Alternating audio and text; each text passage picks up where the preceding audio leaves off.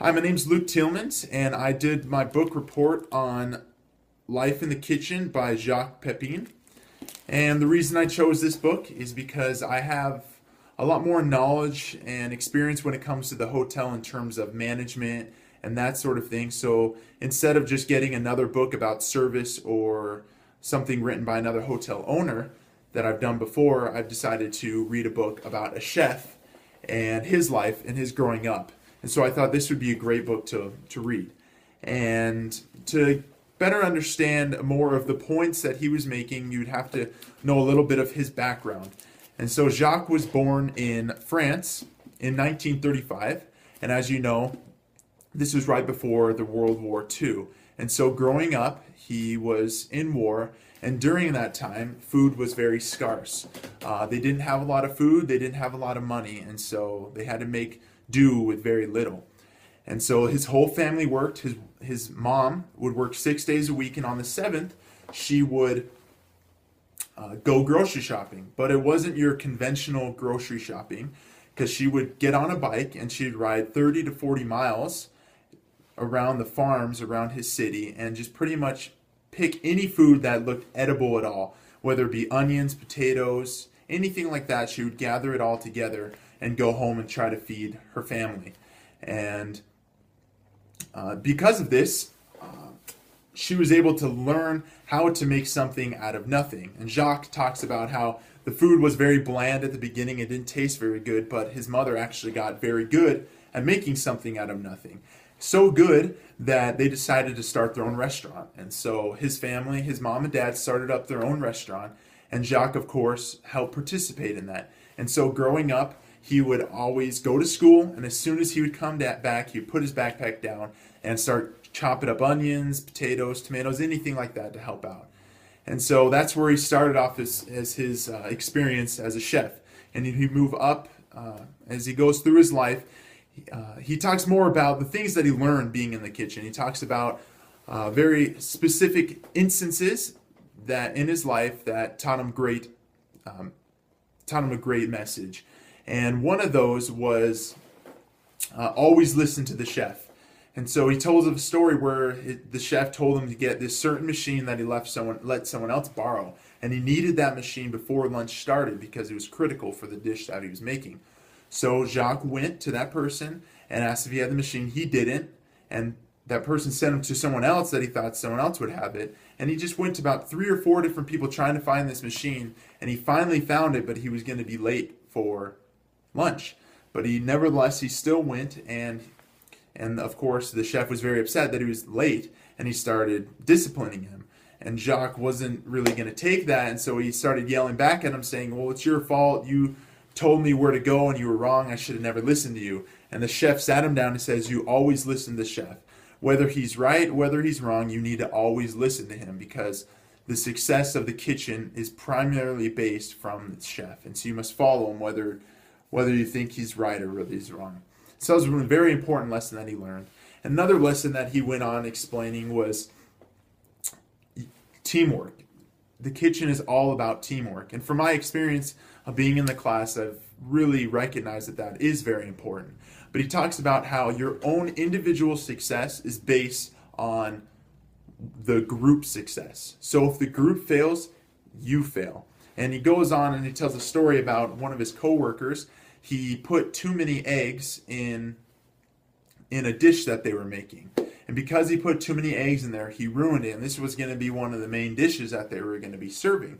And so it was very important that they corrected the problem. And so the chef told Jacques to help him and to help make a new dish or try to correct his mistake. And Jacques was complaining, saying that it wasn't him who made the mistake, and he shouldn't have to be the one stop doing what he's doing to help him and try to correct everything, because he wasn't the one who made the initial mistake. And the chef disciplined him then and said, the success of you is based on the success of the group. And if everyone's putting the same amount of effort and the service goes bad, and even if you individually did everything you could and did everything perfect, if the service goes bad, you have failed. And that was something key that he was trying to teach them. And it goes on with Jacques' life that he actually moves to America to become more of a chef, because before he was just like the mise en place cutting the onions, or he was the dishwasher and things like that. So he moved to America to become a head chef. And this is where, and it was very difficult for him to do that because he came from France where people appreciated the quality and taste of food. And he went to America, and during this time, there was no such thing as food junkies. Americans more appreciated the art and the music and the culture, and not so much the food yet. There was no food networks on TV or anything like that. So it was difficult for him to adjust to try to help people realize that his love for food and help people start loving food. And so one thing that he was teaching in the book was work hard at what you love and love what you work hard at. And so it was just him trying to help people love the things that he was loving, but whether they ended up loving what he loved, he still felt his own success because he loved what he was doing. He was always on his feet. He was always putting 10 to 14 hours every day cooking, and even if the people didn't appreciate the things that he was doing or the food, good quality that he was producing, he always felt success in himself because he loved what he was doing. But unfortunately, he often worked a little bit too hard, and one day he put 14 hours in the restaurant, and he was standing the whole time, and he was absolutely exhausted when it was time to go home. And so he got in his car and he sped home because he wanted to get home as soon as he could. And a deer jumped in front of the road, and he swerved to get out of the way, and he crashed and had a huge accident. Because of this, he almost lost the use of his legs, not quite, but he can no longer stand on his feet like he used to as a chef 14 hours a day. So he was kind of in a conundrum, not sure what he was supposed to do. And that's when someone called him and personally hired him to come to their house and teach him how to cook. And he hired him for 4 days, and he made more money in 4 days than he did a month's salary as a chef. And so from then on, he knew his calling as an instructor and not so much as the chef in the kitchen. And so that's where his career started growing, as being an instructor. He taught people, and then he went on TV, and he not so much began the Food Network, but he started creating food on TV and showing people the different techniques on how to make food. He became really famous and popular instructor.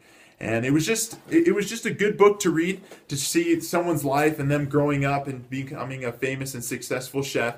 And also, I enjoyed it more because it wasn't so much a biography. It was more of him teaching principles with experiences in his life.